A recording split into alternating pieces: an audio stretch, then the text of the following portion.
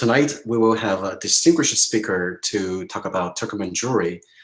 This lecture supports the exhibition titled Exquisite Adornment, Turkmen and Miao Jewelry from the Elizabeth and Robert Lende collection. This exhibition is currently on view in our museum. It will be on view through January 3rd. If you have not seen it, I strongly encourage you to check it out. Our speaker tonight is Courtney Stewart. Courtney is a senior researcher in the Department of Islamic Art at the Metropolitan Museum of Art in New York, where she has worked since 2010. Courtney has contributed to reinstallation of the new galleries for Islamic art in 2011, as well as the special exhibitions and publications, including treasures from India, jewels from the Al-Thani collection in 2014, Sultan of the Deccan, India, Opulence and the Fantasy in 2015, and also Jewelry, the Body Transformed in 2018. In addition to her role at the museum, Courtney is also a lecturer at New York University. She regularly leads art history focused tours to the Middle East for the Speakman Travel and Travel with the Met program. She holds graduate degrees from the University of Toronto and is currently completing her PhD at the Bard Graduate Center on history of the Golconda diamonds. So now I would like to turn this virtual podium to Courtney.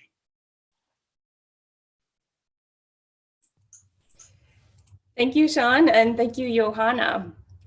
Greetings, everyone. It is my pleasure to be able to speak with you this evening about the stunning and important collection of Turkmen jewels that was so carefully amassed by Elizabeth and Robert Lende. Tonight, I hope to contextualize and demystify the magnificent Turkmen jewels that are currently on view in the exhibition Exquisite Adornment. Over the course of this presentation, we will examine these fascinating objects within the larger history of the Turkmen people and also within the field of Islamic art. So let's jump right in. Now, what does the term Turkmen refer to?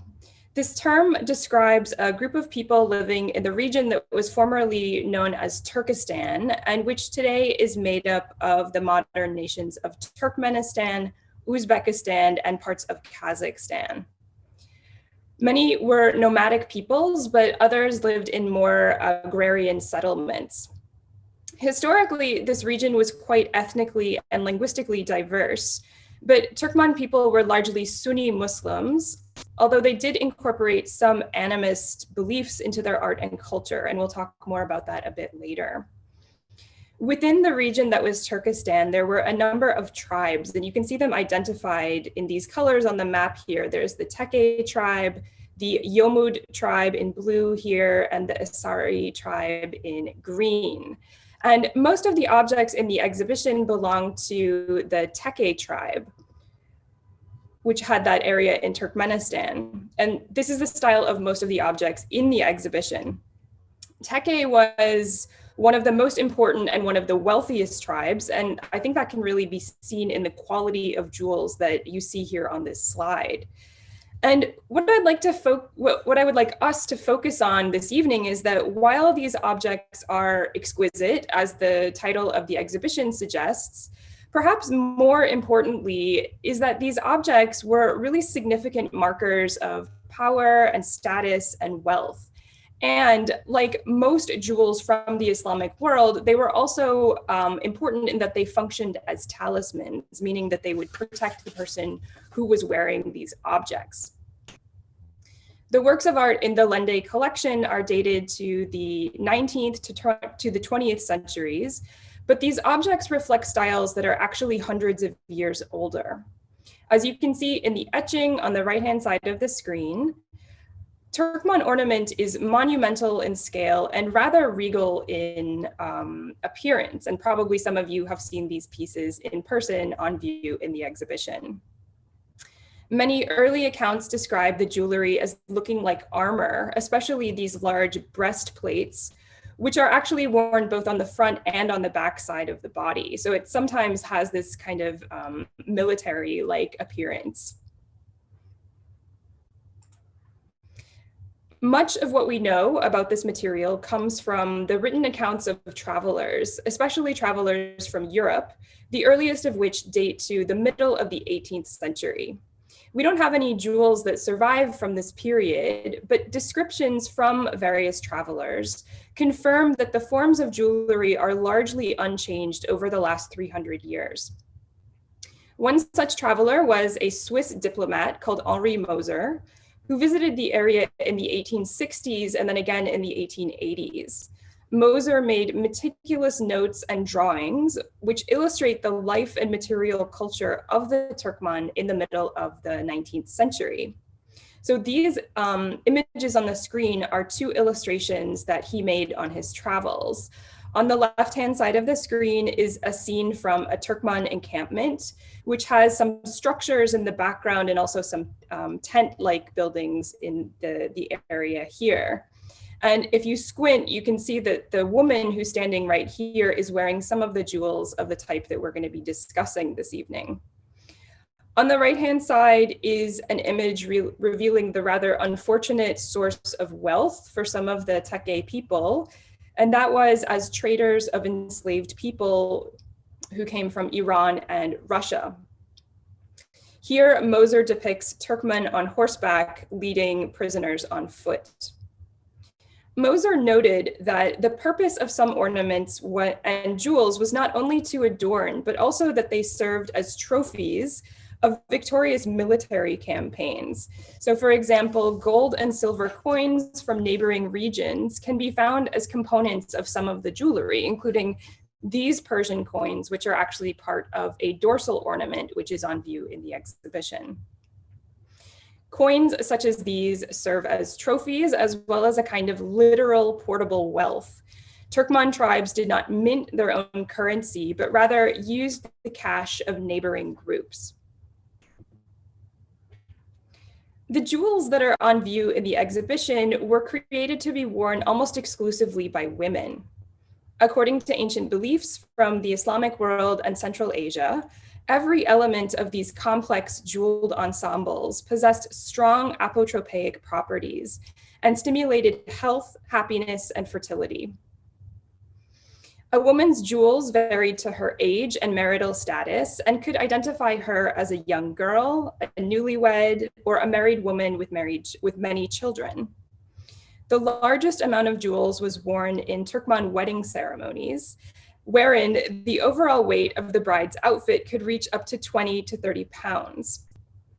Much of this jewelry was worn to stimulate reproductive health, and girls wore increasing amounts of jewelry as they approached child-rearing age, and less as they got older and ceased childbearing. 19th century engravings and photographs of the type that you see here on this screen show how women are almost hidden by their ornaments and overwhelmed by the sheer weight and volume of these pieces. So this example is a good way to reveal this. This woman is clearly laden down by her ornament, and it precariously tilts to the side instead of standing upright as it should. Scholars have debated exactly when these types of jewels would have been worn.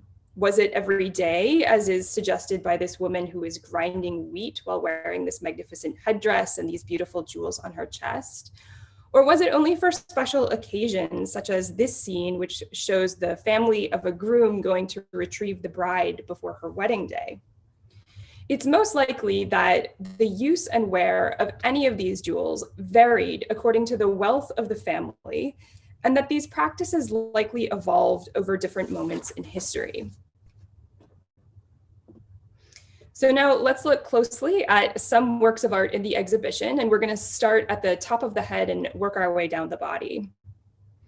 These caps in the Lende collection are made from a fabric base applied to the surface are various ornaments in the form of circles and bells and petal motifs and gemstones and other abstracted forms.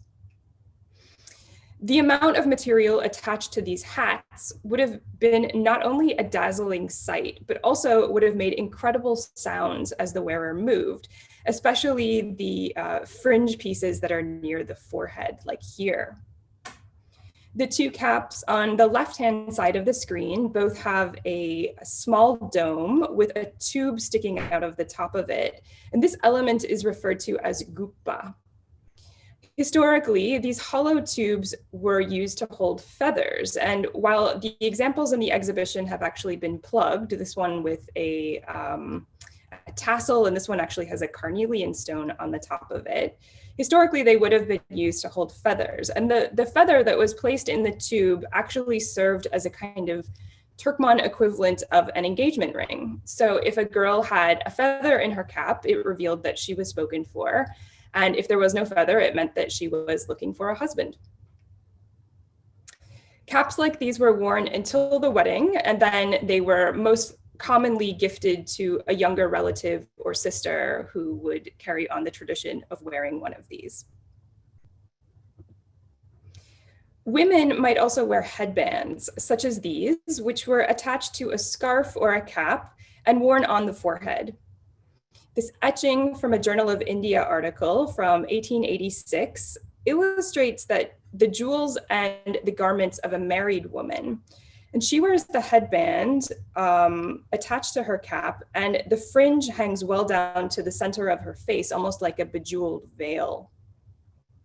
The 1971 Turkmenistan film Neveska, or Daughter-in-Law, tells the story of a married woman who is eagerly anticipating the return of her husband from war.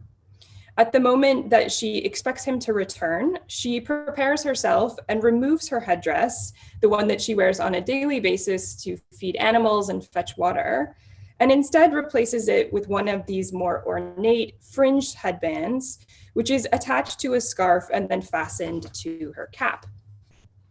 You'll notice that in the film, the fringe on her headband hangs just above the level of her forehead and frames her face kind of like bangs. So this film reveals to us that, at least in some situations, women change their jewelry based on circumstance, and that some pieces would have been for everyday wear and others would have been for special occasions. She also wears one of these large round collar studs, which is also seen in the exhibition. The golden appearance of the metal of these objects is caused and created by a technique that is called fire gilding. And fire gilding involves mixing gold with mercury to form a paste that is then brushed onto a silver surface. After this amalgam was heated and burnished, it created a brilliant sheen, as can be seen in the examples here. And this method was preferred because it used less gold than traditional gilding processes. A married, mature woman would wear a tall headdress known as egme. This was typically made from silver or gilded silver, and it widened at the top and was surmounted by a cloak or a scarf. And you can see what that would have looked like in this photograph here, where you can see that she's wearing the crown and that there's a cloak on the top of it. And this is the example that is in the exhibition. And I think it's very interesting because the two sides of this object would have wrapped around the back of the head. And so this part wouldn't necessarily have been visible because it would have been covered by the cloak, but yet it's still very ornate and very beautiful. The stunning crown on the right-hand side of the screen, which is one of the signature objects of the exhibition, is a variation on this form of egme. The red gemstones on these objects and on many other objects in the exhibition are carnelian. And carnelian is the most common gemstone that's found in Turkmen jewelry. Carnelian is a type of chalcedony, which itself is in the family of quartz. This is a rather hard mineral, and it's found in alluvial deposits or secondary deposits that don't necessarily need to be mined from the region of Iran to India. So it's over a very wide geographical expanse. Carnelian is also a very important gemstone in the Islamic world. Gemstones in Islamic culture were not just beautiful objects, but also associated with specific properties and specific powers. The person who wrote about this most famously was a natural philosopher called Al-Biruni, who wrote in the 10th century. According to Al-Biruni, carnelian was an important stone because it was believed to control fear and stop hemorrhaging from any part of the body. So it's not a bad idea to keep some carnelian around. So as you can see, this description reveals how gemstones in the Islamic world were both medicinal and amuletic. And this was both in wider Islamic contexts as well as understood to be the case with the Turkmen people. Carnelian was also very important because it was the favorite gemstone of the Prophet Muhammad, who is said to have worn a ring with a carnelian seal in it. And for those of you who are less familiar with Islam, Muhammad is the individual who received the revelations from God in the 7th century in the mountains near Mecca. And the content of these revelations was written down and now is the Quran, the holy book of Islam. About carnelian, Muhammad once said, "The one who wears carnelian will always know divine favor and happiness." And so carnelian also has this important connection to the Prophet Muhammad and is a very important stone for that direct connection as well. There is a historical precedent in Central Asia for these types of tall headdresses, and paintings dating to the 13th and 14th centuries reveal that Turkmen ornaments may have derived from Mongol types.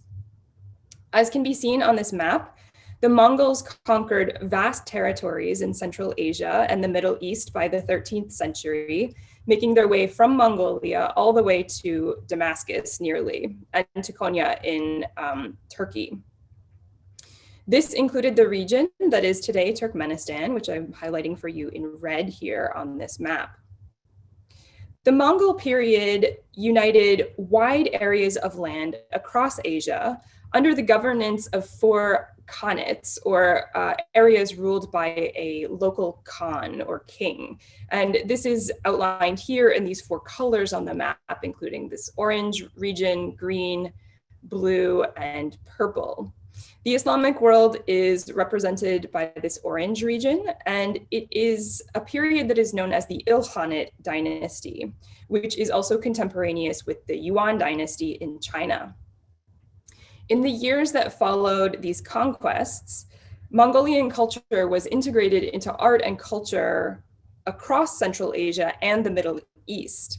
This period is actually sometimes referred to as the Pax Mongolica, or the Mongolian Peace, because all of these regions that you see highlighted on the map were under much of the same influence, and that's something that's actually very visible in the material culture. It is very possible that the Turkmen headdresses of the type that are in the exhibition derived from these early Mongolian types. And so on the right-hand side of the screen, we can see some illustrations of these types of headdresses. At the top, this is an illustration from a 14th century Persian text called the Jami al-Tarwik, which is a compendium of chronicles. It's like a history book. And it shows a Mongol ruler sitting with his wife, and she wears one of these very tall headdresses, which is perhaps more clearly illustrated in this Chinese example, showing one of the consorts of Kublai Khan. And she also has these 2 ornaments hanging from the side of her headdress, which are called temple pendants, which we also see parallels of in the exhibition. Extremely long pendants were attached to headdresses and positioned on either side of the face. These jewels are known as temple pendants because they hang near the temple of the head and not because they hang in buildings that are temples. And these are truly among the most striking of Turkmen ornaments. These heavy jewels frame the face of the wearer and hang well past the shoulder area. Etchings and photos reveal how these objects would have been worn together. So here is another illustration from Henri Moser, the Swiss diplomat, and you can see her temple pendants hanging from her crown.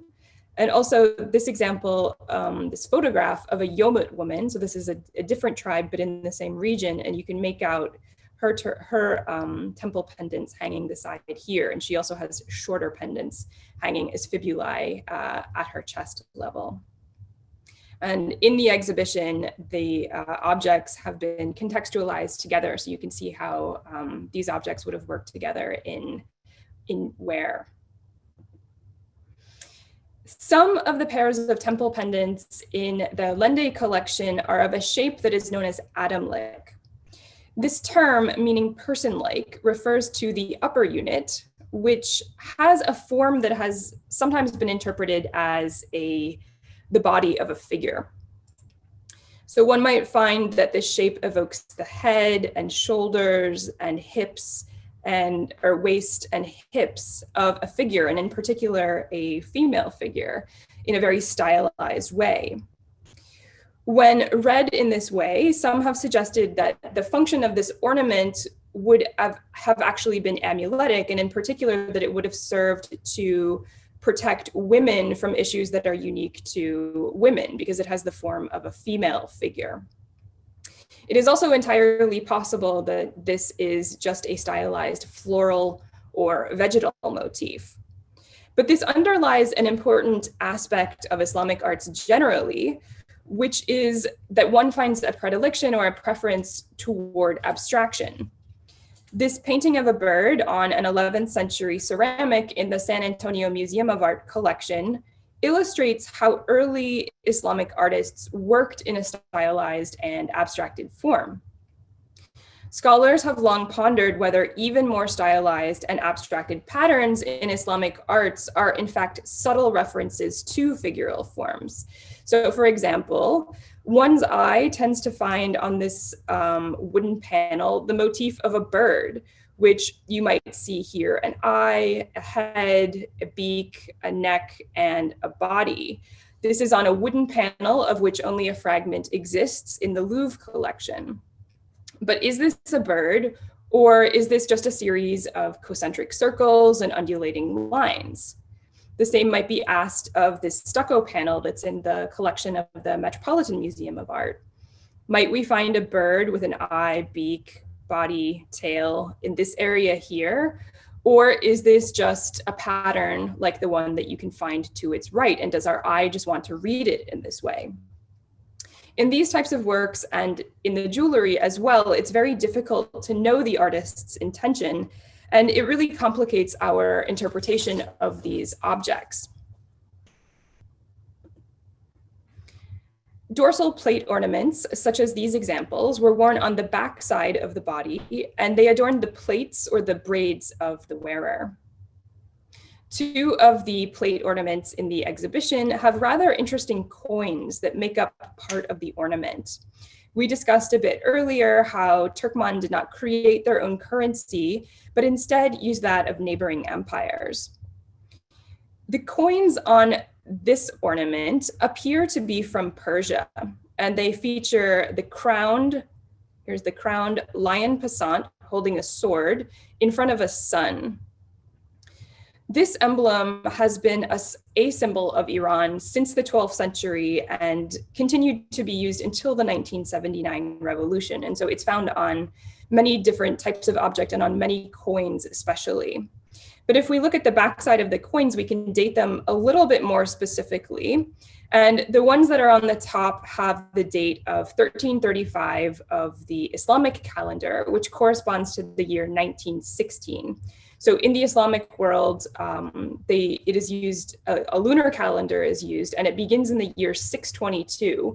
And because it's a lunar calendar, it's not an exact year-to-year conversion, but the converted date for this coin is 1916. And the examples on the bottom are a little bit more difficult to read, but it might be from 1911 to 1912. But this entire group dates to the reign of Ahmad Shah Qajar, who was the last Shah of the Qajar dynasty in Iran until he was overthrown in 1925. And we're not talking about the Qajars tonight, but you should know that this period is of great interest to scholars right now. So very interesting to see these coins on this object. The disc-shaped ornaments, adornments on a second plate ornament are embellished on the front side with what appears to be a golden tugra. A tugra is a calligraphic emblem that typically bears the name of a sovereign or a dynasty. And the most famous style of tugra was developed in the Ottoman Empire in Turkey as early as the 13th century. And this form was gradually codified over many years to reach the form that you see here on this coin, where tugras have 3 vertical lines and then a couple of oval-shaped concentric circles to the left. So this is calligraphy that reads the name of the sultan. And every sultan had a tugra that looked like this. They have very small differences that change the letters and the words, but they all have the same general appearance. And you will find this motif on currency, on architecture, on portable arts like textiles and metalwork. It's found everywhere across the Ottoman Empire as a kind of emblem for the empire. Variations on this form were adopted by various rulers in neighboring places, including Iran, Afghanistan, Pakistan, and India. And I'm showing you here a couple of coins from Afghanistan, one from Afghanistan and one from Pakistan, that also have this kind of tugra form on it, which they have borrowed from the Ottomans. The golden tugra style coins on this plate ornament appear to be of a style that was actually invented by a craftsman. And most likely these are not real coins, but rather an interpretation of the tugra. The golden discs are mounted on the backside atop more Qajar period coins. And these are of the same type that we saw just a moment ago. As I mentioned in the introduction, coinage could be used in Turkmen jewelry as a kind of portable wealth. In some cases, like this, coins served as ornament, while in other examples, outdated coins were actually melted down to create the metal base of the jewels themselves. Scientific analysis conducted by the Metropolitan Museum of Art in 2009 has revealed that typically Turkmen jewelry has a very high silver content, and this most likely reflects the fact that it was made from melted down currency. It is also totally possible that any of these coins are actually forgeries. Henri Moser, the Swiss diplomat that I keep referring to, noted that there were master forgers working in the city of Merv, which is today in Turkmenistan, and that his forgeries were so convincing that they essentially could not be told apart from the coins that they were emulating. And he would make coins that were Russian and Persian and from the various emirates of Uzbekistan, including Khiva and Bukhara. So it's totally possible that these are also forgeries, and the only way to be able to tell would be to either get a numismatist to look at these objects or to do a scientific test for the content of silver. But until then, it will remain a mystery as to where these coins actually originated. This neck and pectoral ornament is part of a group that is known as Bukov, and it consisted of a stiff collar, which you see here and here, which was worn around the neck, and then a horizontal pendant that was worn on the chest. At the bottom, rows of chains terminate in bells and leaves or other ornaments. Drawings from the 19th century confirm that this style was of a known type, and you can see an illustration here from 1886, showing us that someone had documented it. The hexagonal shape of this object, along with the interior diamond, triangle, and rhombus shapes, reflect an important category of Islamic art generally, and that is of geometric motifs. Because of some prohibitions in Islam regarding figural imagery, many artists choose to work in abstract forms, including the vegetal motifs that we discussed a few minutes ago, and geometric motifs as is seen here. Geometry is in fact a major category of Islamic arts, and it reflects advances in mathematics that took place especially during the medieval period. One of the most exceptional scholars who contributed to this field was a man called Al-Khwarazmi, who lived during the 9th century, and is considered to be the so-called father of algebra. And here is a statue of him and Khiva in Uzbekistan. We actually get the word algebra from the title of his mathematical treatise, which contains the Arabic word al-jabr, and I've highlighted that for you here in red.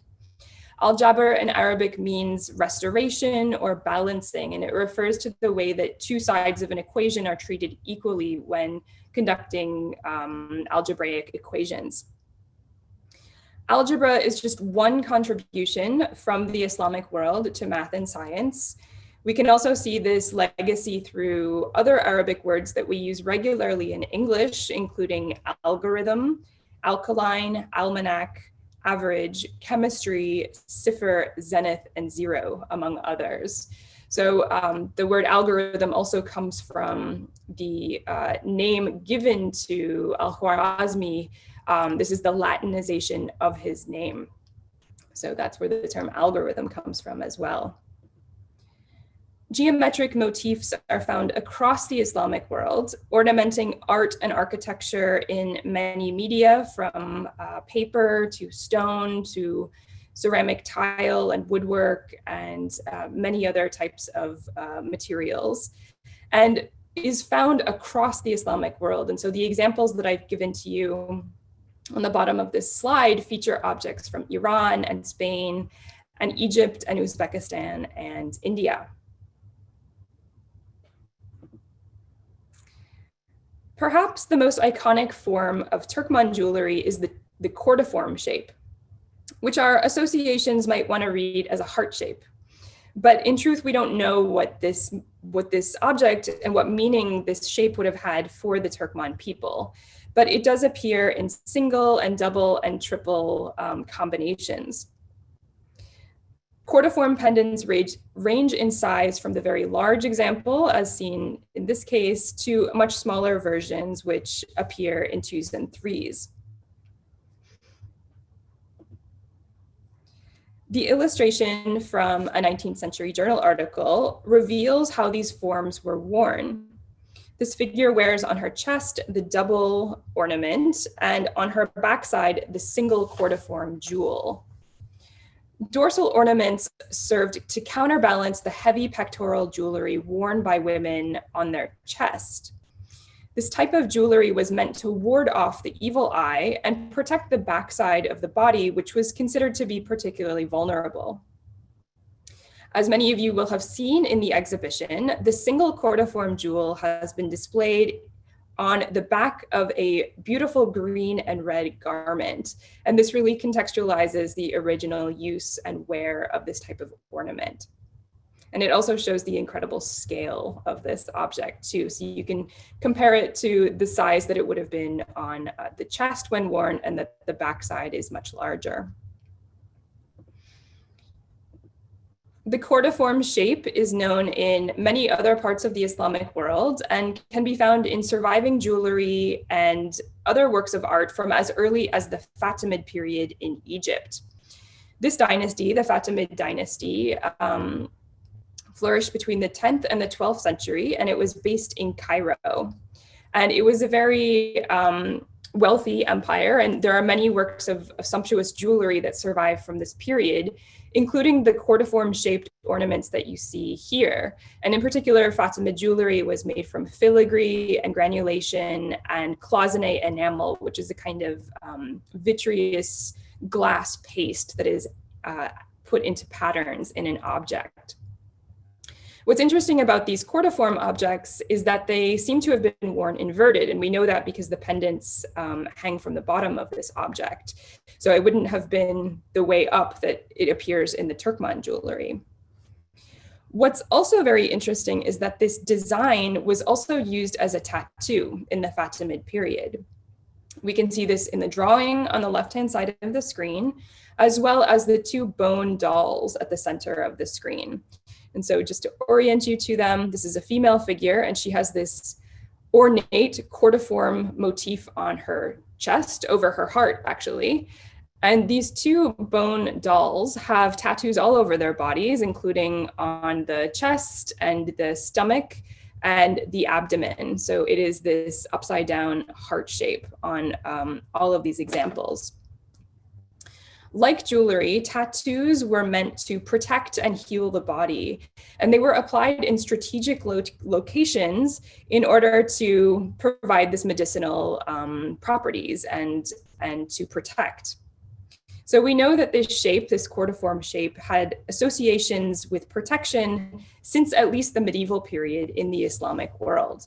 And so tattoos could be applied anywhere that there was an ailment on the body or in order to protect it. In spite of some interpretations of a prohibition on tattooing, this practice did exist in many parts of the Islamic world and was both an adornment and medicinal. We don't have any evidence, or at least I have not found any evidence, that this took place among the Turkmen people, but and I'm taking that from written accounts and from photographs and drawings, but tattooing was very popular in neighboring parts of the Islamic world during the 18th and 19th century and up through the early 20th century. And it was especially known in Iran, which was very close. So it is possible that Turkmen people did engage in tattooing, but we don't have any evidence of it at this point. Variations on the cordiform shape can also be found in ornaments from the Caucasus in the medieval period, such as these belt plaques, which are now in the Halili collection in London. And because they're loose objects, we're not sure how they would have been ornamented. And a final example from a 15th century painting from Shiraz in Iran shows a woman wearing a kind of cordiform shaped necklace at the center of her chest. Box-shaped pendants, such as these, can be understood as containers for holy verses. In practice, containers like these would have had an articulated side where you could add papers with holy verses written on them and put them inside the object. In most cases today, these types of jewels are actually welded shut and you can't open and close them, but they at least reference this idea that one could have had papers inside the object that one could have pulled out at moments. These types of amulet holders are sometimes referred to as Quran boxes. And this references the long-standing practice in Islam of actually wearing the Quran on the body. The words of God are considered by Muslims to have a protective and talismanic property.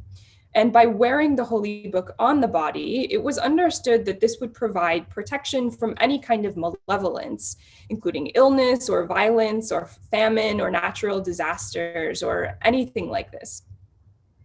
These types of objects really straddle the field of being a pious object and being a piece of jewelry. So on the screen are two examples of miniature Qur'ans that were worn as jewelry. This is made in the Fatimid period, so the same Egyptian dynasty that we saw a moment ago, with this very fine filigree and granulation. Granulation is tiny balls of metal. And on the side of the object are two loops. So this reveals to us that it would have been worn probably as a pendant around the neck. On the right-hand side of the screen is an example from the Morgan Library, and you can see how tiny the script is of the Quran, and it's completely legible. I mean, it was really meant to be legible. And it has this beautiful carrying case that's made from silver and very, very small objects. In addition to wearing the entire Quran on the body, at times amulets were worn that were adorned with particular prayers. In some cases, these were incised into gemstones, such as this beautiful example in the San Antonio Museum of Art collection, which is a carnelian gem which has been engraved or incised with verses from the Quran. And I'm not sure if anyone has actually read this, but you can see the inscription around the outside. And at times, the center grid has some of the 99 names for God inside. But we've already talked about the importance of carnelian in the Islamic world, right? It was the favorite gemstone of the Prophet Muhammad, and al-Biruni said that it stopped hemorrhaging and controlled fear. And so to also have this gemstone inscribed with holy words on it made it a doubly effective talisman. So this would have been a very special object to the person who had it and wore it. The Tumar, or triangular amulet holder, is another of the most distinctive of Turkmen ornaments. And this had a similar function to the last group of objects that we looked at, which is that it would have held prayers or other holy words on a piece of paper within the object. So you can see that all three of these have this cylinder at the bottom or the center of the object. And traditionally, again, this would have been something that was able to be opened, and then scrolls of paper could have been put inside. And here are two photographs of women wearing these types of jewels. They existed in sort of smaller versions and then also in larger versions, as you see in the example on the right. The amulet case on the right-hand side of the screen here is, I think, one of the only, if not the only, object in the exhibition that has a gemstone other than carnelian on it. And we can see here some turquoise colored beads. These are actually made from glass, which references the practice of using man-made materials when gemstones were not available. This was actually very commonly substituted. But it emulates turquoise, which was another of the most important gemstones from the Islamic world. And turquoise famously came from Nishapur in Iran, which was a site that was located very close to where the Tekke people were largely living and populating. And turquoise, according to al-Biruni, this philosopher in the 10th century, was believed to immediately dispel the effects of the evil eye. And it was also a symbol of prosperity, piety, and purity. So another example of how gemstones in the Islamic world have these properties and powers that are believed to go along with them. This Tumar in the lower left-hand corner is incredibly rare in that it actually has a hidden inscription in the upper part of the triangle. And this is almost unnoticeable amid the arabesque design on the background of the object. The first word of this inscription reads Amul, meaning work, and typically this introduces the name of the artist who created a work of art. And it's a little bit difficult to read the whole inscription, but it might read something like Amali Ustad Mulla Ubari, which means the work of Master Mulla Ubari. The end part is the really difficult part to read. But in any case, it is definitely the signature of the artist. And so this provides a really interesting, intimate connection to the person who created this.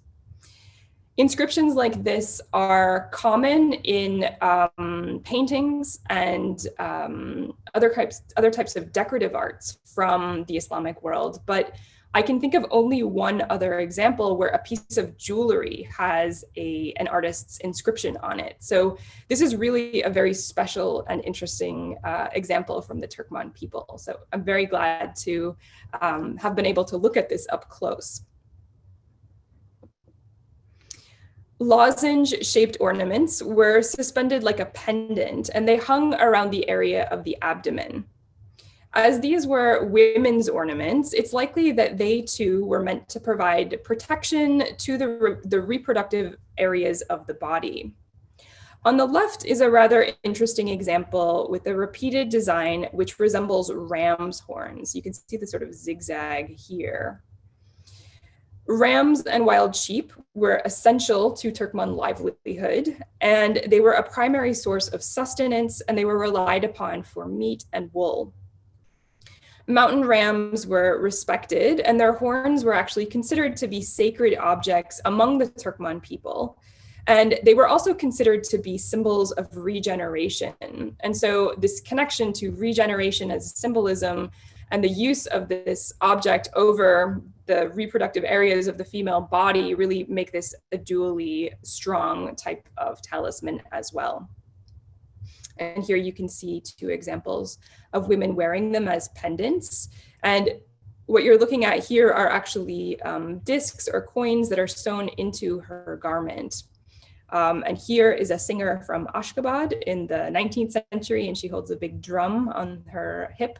And she also has one of these lozenge-shaped ornaments hanging around her chest. And she too has these coins or disc-shaped ornaments sewn into her clothing.